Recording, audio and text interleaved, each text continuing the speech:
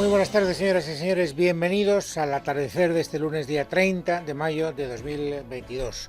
Tal vez en otras circunstancias, en otro contexto, todavía con menos experiencia adquirida, hoy sería uno de esos días para indignarse, porque hoy estamos asistiendo a un acto de rebeldía como la copa de un pino por parte de una comunidad autónoma. Hoy se ha reunido de urgencia el gobierno catalán. Quiero empezar por ahí porque me parece lo más trascendente desde el punto de vista informativo. Una reunión de urgencia porque querían aprobar un decreto ley, y ese decreto ley era un decreto ley hecho a la medida para desobedecer una orden de los tribunales de justicia del Estado español, del Tribunal Superior de Justicia de Cataluña, ratificado por el Tribunal Supremo de nuestro país. Ya saben que la justicia le había dicho a las autoridades catalanas, a las autoridades educativas, en concreto, a las autoridades políticas, pero es una decisión que afecta al sistema educativo en Cataluña. Al menos el 25% de las asignaturas que se cursen en Cataluña tienen que ser en castellano. Esa era la determinación de la justicia española. ¿Y qué hace el gobierno catalán? Primero promueve una iniciativa legislativa con la complicidad, ya lo sabemos, del PSC, entre otros, y también de los comunes allí en Cataluña, pero como esa proposición de ley no da tiempo a que entre en vigor porque la torpedean legalmente los partidos de la oposición en el Parlamento de Cataluña, se saca de la chistera, se saca de la manga un decreto ley en una reunión del Govern, insisto, hecho exprofeso, con casi nocturnidad y alevosía, premeditadamente, para que por decreto no se pueda cumplir esa sentencia, o no se pueda cumplir. Se le dé una salida a los que no quieran cumplir esa sentencia. Luego veremos qué consecuencias tiene este acto de desobediencia, que yo creo que las va a tener. Ahora hablaremos de eso, pero en fin, primero la información. Vamos a esa reunión de urgencia del Gobierno de Cataluña y a los términos en los que se niega a obedecer a la justicia catalana. Esmeralda Ruiz. La reunión extraordinaria se anunciaba ayer a última hora de la tarde. La aprobación de este decreto ha sido la maniobra desesperada del gobierno de Pere Aragonés para llegar a tiempo a ese plazo que finaliza mañana, avanzándose además a la ley que le dará cobertura y que se debe votar todavía en el Parlamento. El texto explicita claramente que no habrá porcentajes y que será cada centro el que elabore su propio proyecto educativo teniendo en cuenta el entorno sociolingüístico. La portavoz de la Generalitat, Patricia Playa, defiende que este decreto cumple, pese a todo, con la sentencia. És obvi que aquest decret llei dona resposta o és fruit. Es obvio que este decreto ley da respuesta y además es fruto de esta sentencia motivada por contenido ideológico y que no responde a criterios pedagógicos. Lo que hacemos con este decreto, del mismo modo que se hará con la ley que se tiene que aprobar en el Parlamento, es poder superar una judicialización sin sentido. Ahora hay un nuevo marco normativo que fija cuáles son los criterios y los límites de la escuela catalana. I quins són els límits de l'escola catalana. Pero hay dudas y no lo esconden en privado, por eso la otra gran incógnita era quién va a asumir la responsabilidad en caso de desobediencia. És el Departament d'Educació qui assumeix tota la responsabilitat sobre la legalitat dels projectes lingüístics. Y aquí Esquerra coloca a su consejero, Josep González Cambray, ya amortizado por otras polémicas en el departamento. Será el responsable legal de esta ejecución y su departamento será el que se encargue de validar uno a uno los proyectos lingüísticos de cada centro que recibirán en las próximas horas las nuevas instrucciones. Todo esto a la espera de esa llamada ley del catalán que también se está tramitando en el Parlamento, que ahora está congelada a la espera, recordamos, de un dictamen jurídico del Consejo de Garantías Estatutarias a petición de Vox, Ciudadanos y el Partido Popular. Podría peligrar su tramitación. Si té aquesta voluntat d'esquivar o d'incomplir la sentència, òbviament no li donarem suport. Esta es la vicesecretaria de organización del PSC, Luisa Moret, que tras pactar la ley del catalán con Esquerra, Junts y los comunes, advierte ahora de que podrían no respaldar ese decreto ley. También la marca de Podemos pide antes revisar el texto para ver si se ajusta o no a lo pactado antes de que siga adelante ese trámite parlamentario que podría dilatarse al menos una semana. A partir del miércoles, todos los colegios de Cataluña deberían estar aplicando la sentencia del 25% de español. Bueno, y gracias a este decreto es evidente que la mayor parte de esos centros escolares no va a aplicar la sentencia del Tribunal Superior de Justicia de Cataluña. Les decía antes, en otro contexto, en otro momento, con menos experiencia, tal vez nos estaríamos rasgando las vestiduras, porque esto de ver cómo un gobierno autonómico las autonomías, saben ustedes que son parte de la representación del Estado, se manifiesta en rebeldía ante sentencias firmes de la justicia española, pues ahora ya no nos cura de espanto, porque, bueno, ya no nos sorprende porque estamos curados de espanto, por decirlo mejor, pero hace algún tiempo pues era todavía motivo de preocupación y al mismo tiempo de, en fin, de cierta perplejidad, por decirlo suavemente. Bien, es verdad que, fíjense, todavía a mí me sigue, es verdad que a lo mejor me niego a envejecer más de lo que mi edad me marca, ¿no? Pero a mí lo que todavía me llama mucho la atención es ver cómo hay un gobierno de España, porque el gobierno de Sánchez es el gobierno de España, que mira hacia otro lado mientras esto ocurre. Esto es lo que más me cabrea, porque bueno, yo ya tengo asumido que los independentistas catalanes han llegado muy lejos para alcanzar la independencia de Cataluña, todos lo hemos vivido de cerca y en directo. También es verdad que el gobierno de España pues ha hecho lo que, independientemente de quién estuvieran ellos, pues han marcado, al menos retóricamente, una posición de distanciamiento de esa pretensión independentista. Pero hoy, la ministra de Educación, Pilar Alegría, cuando le preguntaban, antes de que se reuniera el gobierno, ya sabíamos que se iba a reunir y ya sabíamos que iba a sacar del horno el decreto que ha sacado, y le preguntaban, oiga, en fin, ¿qué va a hacer el gobierno? Bueno, pues la respuesta de la ministra de Educación del Gobierno de España es decir, oiga, a mí que me registren, este es un problema entre el Gobierno catalán y el Tribunal Superior de Justicia de Cataluña. Bueno, yo el decreto todavía no lo conozco, creo que está sin publicar y, por tanto, si ese decreto va a ser la respuesta que la Generalitat traslade al Tribunal Superior de Justicia de Cataluña, como le digo, es el Tribunal Superior de Justicia de Cataluña quien tiene que determinar si esa es una respuesta acertada, oportuna o correcta. O sea, que el Gobierno de España no tiene nada que decir a propósito de si se cumplen las sentencias o si los gobiernos autonómicos son respetuosos con lo que dicen los jueces. Bueno, yo la verdad es que ya no me voy, en fin, no voy aquí a sobreactuar, o sea, no voy a decir estoy verdaderamente consternado, esto me provoca una irritación ilimitada. O sea, soy periodista y me limito a contarles lo que sucede, pero es que es absolutamente imposible no poner cara, no sé si de espanto o de sonrojo o de vergüenza ajena o de vergüenza propia, porque la verdad es que la vergüenza de tener un gobierno como este, no creen ustedes que deja de ser un ejercicio casi reflexivo. Bueno, antes, también en otro contexto, podríamos decir que el principal partido de la oposición en el Parlamento Autonómico sería el PSC. Pero es de aquí que en esta materia concreta el PSC no es oposición de nada, porque el PSC ha pactado esta ley. Es verdad que esta no es la ley no daba tiempo a sacarla y por eso se le inventó este decreto, pero está en el enjuague, digámoslo abiertamente. Tanto el PSC como los comunes están junto con Esquerra Republicana y Junts per Catalunya en sacar una ley que permita el incumplimiento de sentencias judiciales de tribunales españoles. Por eso, el que se convierta a partir de ese momento en verdadero líder de la oposición, al menos en esta materia, es Ciudadanos. Aritméticamente hablando, es el que tiene más representación en el Parlamento de Cataluña y su líder es Carlos Carrizosa. Don Carlos, bienvenido, muy buenas tardes. Muy buenas tardes, don Luis. Bueno, ¿esto no es una desobediencia como un piano o es que yo ya he perdido la capacidad analítica? Pues es una desobediencia como un piano y queda formalmente hasta el día de mañana para que se haga, no sé, algún otro acto complementario que permita suponer que se va a cumplir con la sentencia, cosa que dudo, porque yo creo que ellos han cerrado aquí el capítulo con el tribunal y será lo que le trasladen. Y a partir del miércoles, el día 1, pues yo creo que nosotros nos vamos a ver obligados a presentar una denuncia en Fiscalía por la desobediencia de la Consejería de Educación, porque el Tribunal Superior de Justicia dejó muy claro lo que había que hacer y le obligaba a dictar unas instrucciones a los centros para implantar el 25% de castellano en las aulas de toda Cataluña y además a poner los medios para garantizar que esto se cumpliera. Y allí también entraba el Gobierno de España con la alta inspección. Eso es lo que dijo el tribunal.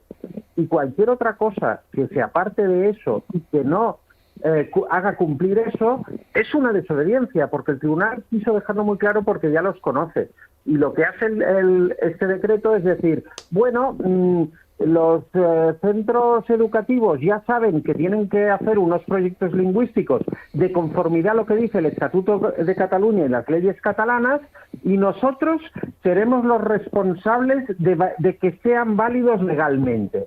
Como diciendo, tranquilos que yo pongo aquí el pecho para los los tiros que lleguen del tribunal. Y esto ha sido el parto de las montañas de este decreto, ha sido este ratón, ha sido esto, ha sido un nuevo juego de trilerismo, una trampa, pero la gente en Cataluña el miércoles no va a tener, como dijo el tribunal, su 25% de clases en castellano. Esa es la conclusión clarísima con la lectura de este decreto, que me lo he leído justo antes de entrar en emisora, que me han hecho llegar el texto completo. Bueno, pues usted tiene la oportunidad de haberlo leído, yo todavía no, pero es que tampoco lo necesito, porque sí que he visto, he leído en su integridad, he escuchado, además con estas orejitas que se de tragar la tierra, lo que ha dicho la portavoz del Ejecutivo catalán, Patricia Playa. Le digo, entrecomilladamente, no se pueden aplicar porcentajes en el uso de las lenguas. El aprendizaje de las lenguas nunca se puede hacer con porcentajes. Es imposible aprobar una regulación monolítica en todo el territorio catalán. Es decir, por si acaso el Tribunal Superior de Justicia de Cataluña se quiere dejar enmarañar por esas justificaciones abstrusas llenas de gerundios que generalmente contienen los decretos ley. Es decir, aquí está claro que, mire usted, frente a una orden que me ordena aplicar un porcentaje del 25%, yo contesto, no se pueden aplicar porcentajes, no me da la gana. Esta es la respuesta. Esa, fuera del 100% del porcentaje, que lo aplico yo porque yo lo valgo, y es el del catalán en los colegios. O sea, no vale ningún otro porcentaje, se entiende, que diga el tribunal, porque ellos ya dicen el porcentaje. Yo 100%, catalán 100%, castellano, español, lengua cooficial, 0%. Eso es la vehicularidad de las lenguas para el Gobierno de Cataluña, y eso es lo que está proclamando en este decreto. Pero como usted decía hace un momento, don Luis, a mí lo que me hace realmente lamentar la situación no es que haya unos gobernantes autocráticos que se pongan el derecho por montera, los derechos de los ciudadanos por montera, y no respeten a los tribunales. Lo que me preocupa es que el Gobierno de España esté al lado de quienes incumplen las leyes y le dé las coartadas jurídicas, como ha hecho el Partido Socialista y los de Podemos, su marca aquí, los comunes en Cataluña, se llaman los de Podemos. Pues estos dos partidos que están en el Gobierno de España han hecho una ley el otro día, que nosotros la llevamos al Consell de Garantías Estatutarias, en la que dice con todas las letras, la lengua catalana es vehicular, la lengua castellana es curricular. Y curricular quiere decir que se estudia, y claro que se estudia como una asignatura el castellano, pero ninguna otra asignatura en castellano se puede enseñar o se puede aprender en Cataluña, porque no la quieren utilizar como lengua de aprendizaje. Y eso lo ha pactado los partidos del Gobierno de España. Y ahora la consejera la ministra de Educación se está lavando las manos de forma infame, cuando es al Gobierno de España al que, por cierto, le correspondería tomar las cartas en el asunto, activar la alta inspección como le pidió el tribunal, y además ejercer los mecanismos legales que tiene un Gobierno de España cuando una autonomía deja de cumplir la ley. Que hay mecanismos, aparte de los que podamos activar los partidos políticos y las denuncias que podamos poner en Fiscalía nosotros y lo que podamos llevar nosotros al Consell de Garantías Estatutarias. El Gobierno de España debería tomar cartas en el asunto, si no fuera porque depende el sillón de Sánchez en la Moncloa de los votos de estos señores. Es curioso, porque además el pago que le dan estos señores a sus socios, en este caso socialistas, es yo te, busco para pactar contigo una proposición de ley, pero este decreto no lo pago contigo, este decreto lo saco yo del gobierno, y si te gusta bien y si no también. O sea, que decir que hasta aquí hemos llegado. Pero bueno, no es esa la cuestión que yo le quería plantear, don Carlos. Esto a los directores de los centros educativos en Cataluña les coloca en una situación profundamente incómoda, porque ellos saben que hay una sentencia que tienen que cumplir, y si no la cumplen son responsables, porque el Tribunal Superior de Justicia de Cataluña se lo advirtió específicamente, y ahora lo que les está diciendo el Gobierno catalán es: no os preocupéis, yo os amparo. Sí. Entonces, ¿qué hacen? Sí. Esto también lo hizo Artur Mas con lo del referéndum, esa consulta popular que hizo en el 2014, y él dijo: yo em faig responsable de tot, yo me hago responsable de todo. Y luego le echó la culpa ante el tribunal a los voluntarios.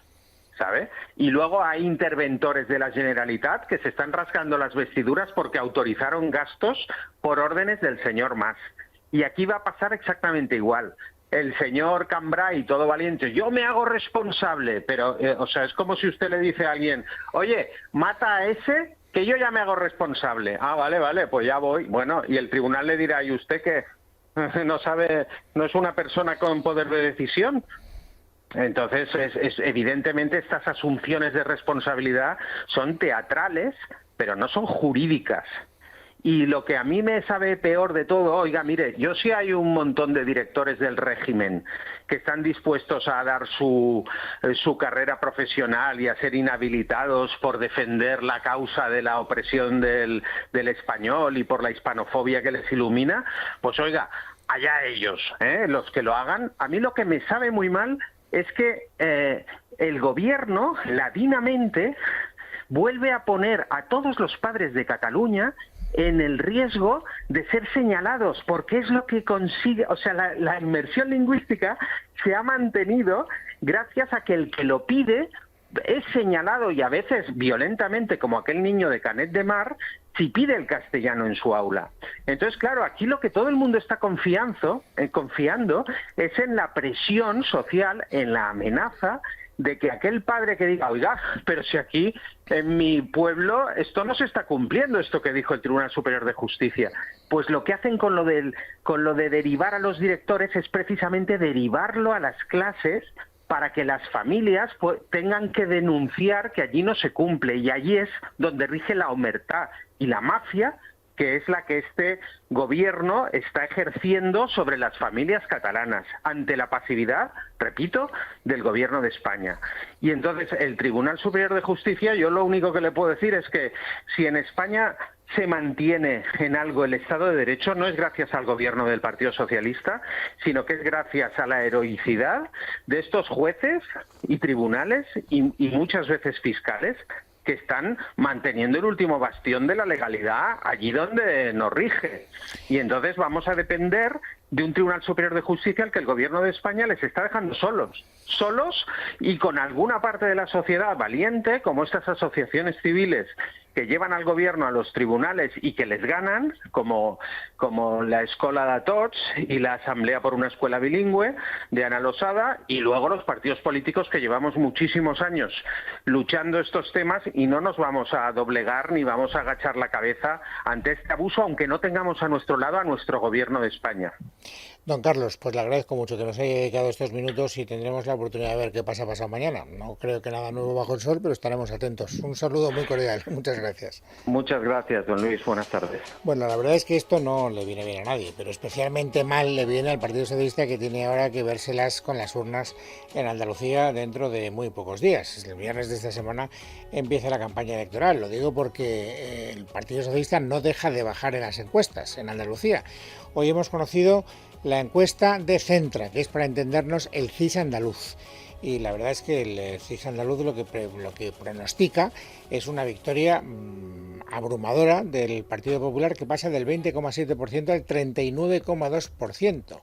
Es decir, que se queda a 5 o 6 escaños de la mayoría absoluta y tendría muchos más escaños el Partido Popular por sí mismo que la suma de los 3 partidos de izquierda que compiten. Es verdad que Vox también sube, pero sube menos, sube 6,3%, pero duplica el número de escaños. La mayoría absoluta solo se conseguiría si el Partido Popular y Vox sumaran sus escaños, pero insisto, el Partido Popular parece que conseguiría su objetivo, que consiste en marcarse un Ayuso, para entendernos, es decir, tener una victoria no absoluta, pero suficiente para gobernar sin el apoyo en el gobierno de un partido, o eso es lo que creen.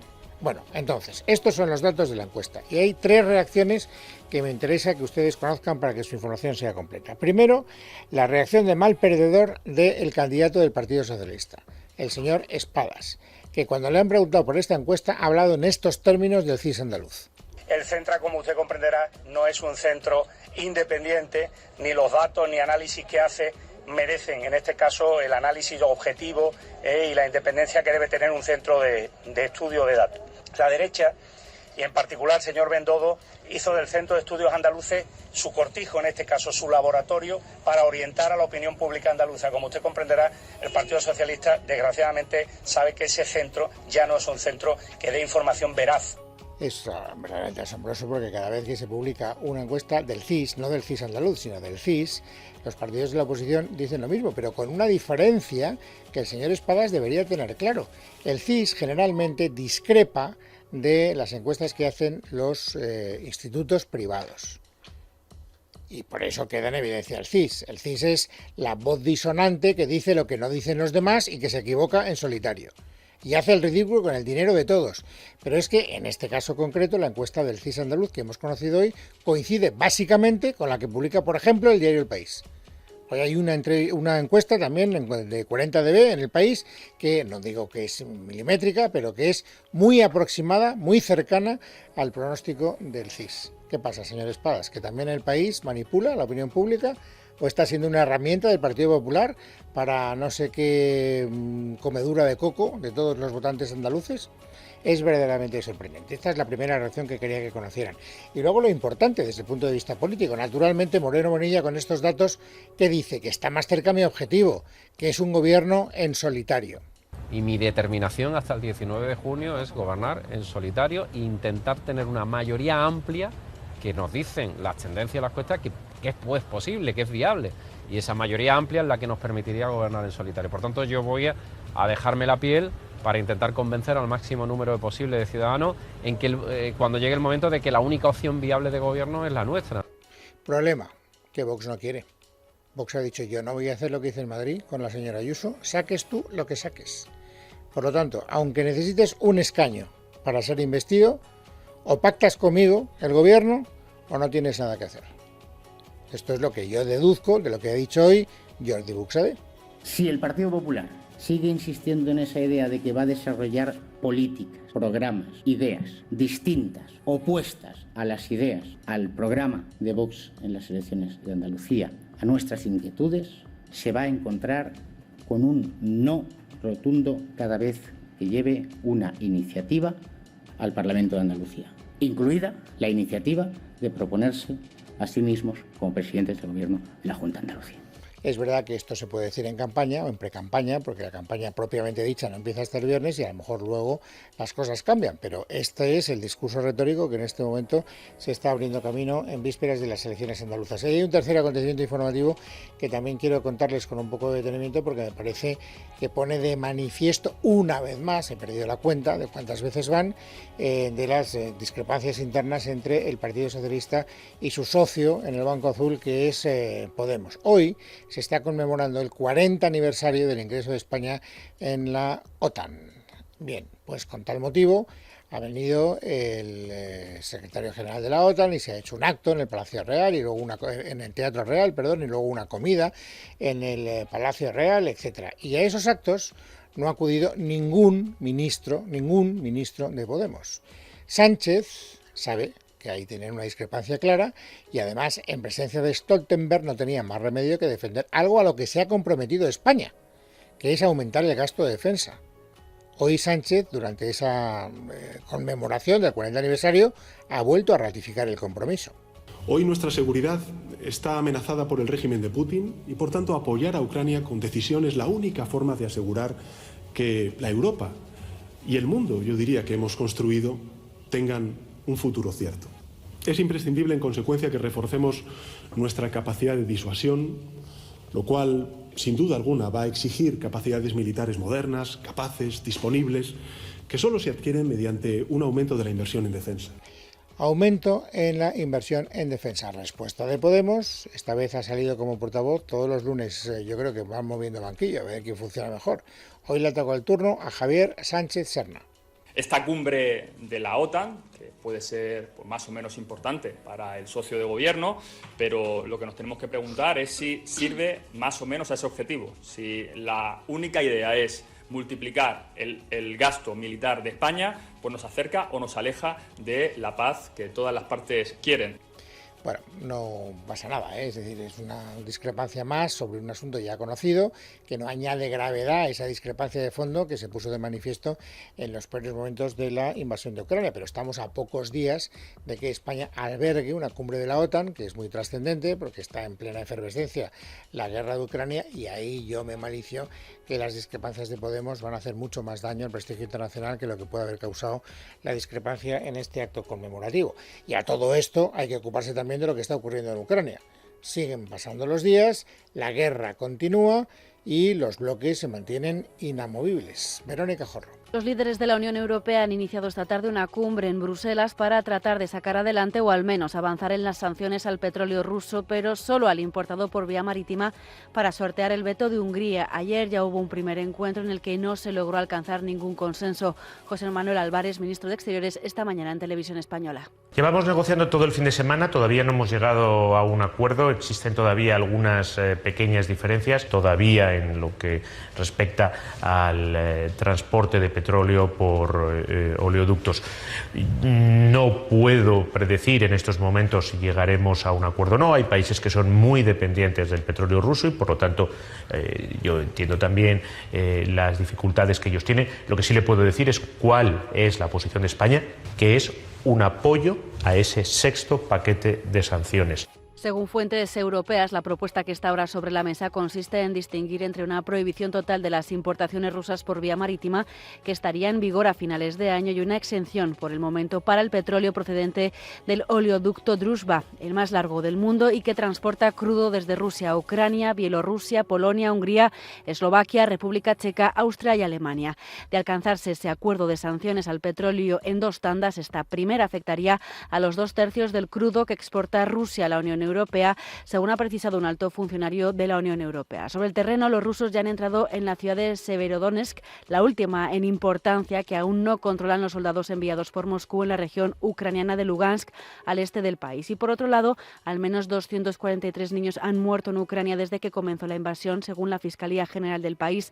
Además, el número de heridos asciende a 444, aunque son datos no definitivos, ya que la Fiscalía no tiene acceso a aquellas zonas donde los enfrentamientos están activos o en las que han sido ocupadas por los rusos. Mientras Rusia puede haber sufrido pérdidas devastadoras entre sus oficiales de rango medio y bajo en la guerra, de acuerdo con el último parte de inteligencia divulgado por el Ministerio Británico de Defensa, el parte agrega que la pérdida de una gran proporción de la generación más joven de oficiales profesionales probablemente exacerbará sus problemas para modernizar el mando militar. Hoy es lunes, es día 30 de mayo de 2022. Vamos, amigos, a completar el paisaje informativo sobresaliente de este día. Carmen Arreaza, buenas tardes. Buenas tardes, Luis. El índice de precios de consumo subió su tasa interanual 4 décimas hasta el 8,7% por el encarecimiento del combustible y los alimentos. Así lo ha avanzado el Instituto Nacional de Estadística, que señala que la inflación vuelve a subir en mayo después de que se moderara en abril. Leticia Vaquero. Buenas tardes. Un nuevo paso atrás. El índice de precios de consumo ha subido en mayo un 0,8% respecto al mes anterior y coloca así su tasa interanual en el 8,7%. El Instituto Nacional de Estadística, que es quien publica este dato adelantado, lo justifica por el encarecimiento de la gasolina y de los alimentos. De este modo, la inflación retoma durante este mes de mayo ascensos después de que en abril bajara 1,5 puntos de golpe hasta situarse en el 8,3%. Recuerden, veníamos del 9,8% en marzo. Tras la bajada del mes de abril, el Ejecutivo cantó victoria al asegurar que el pico de la inflación había quedado atrás. Sin embargo, el golpe de hoy aún va a más por la inflación subyacente, ya saben, la que elimina los alimentos frescos y el precio de la energía, los que más varían, y que sigue escalando sin descanso hasta situarse en el 4,9%. Fuentes del Ministerio de Asuntos Económicos aseguran que el dato de hoy no es tan malo, porque está por debajo del conocido en el mes de marzo, y mantiene que la inflación irá desacelerándose en la segunda mitad del año, aunque pueda haber oscilaciones en verano.